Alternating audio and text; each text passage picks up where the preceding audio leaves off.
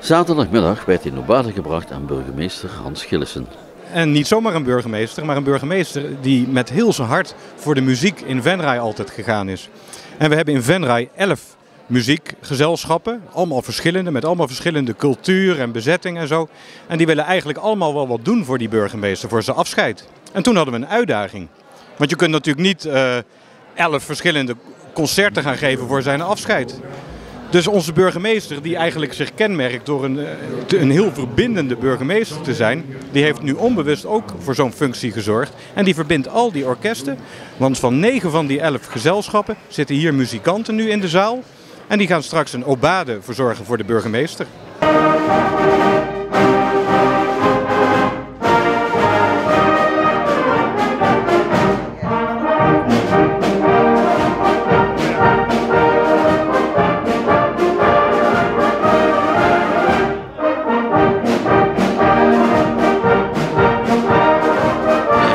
Dat had ik helemaal niet verwacht. Ik vind het geweldig dat al die muzikanten uit alle hoeken van onze gemeente zijn gemobiliseerd om dit allemaal geweldig te doen. Het klonk ook nog eens erg mooi.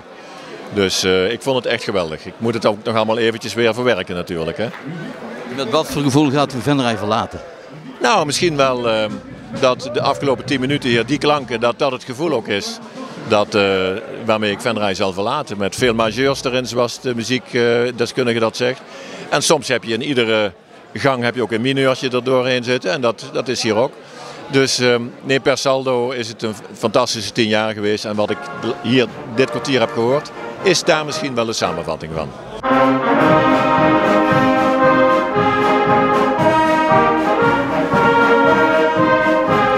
Voor deze speciale gelegenheid was bisschop Harry Smeets nog even terug in Venray.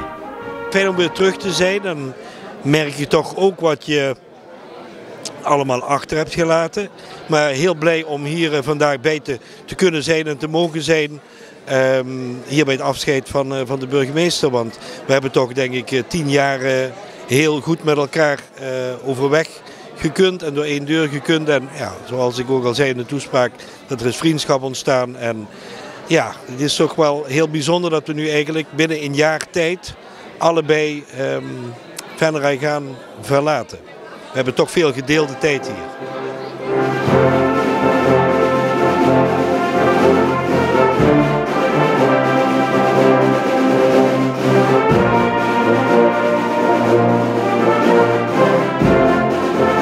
Wat heeft deze burgemeester voor jullie betekend als ons genoegen?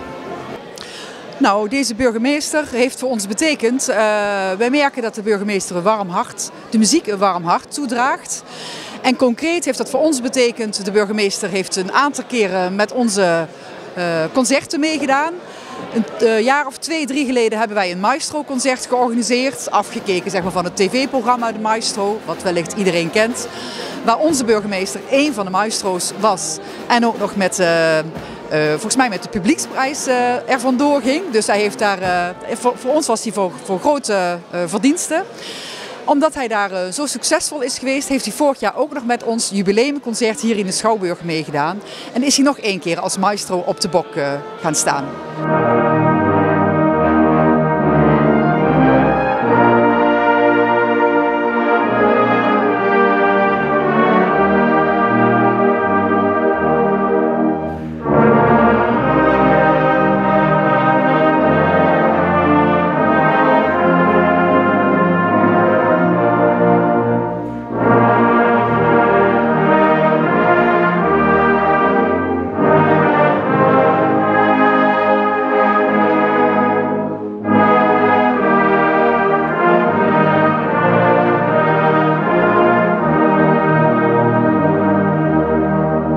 Het was een hele uitdaging om deze obade te organiseren.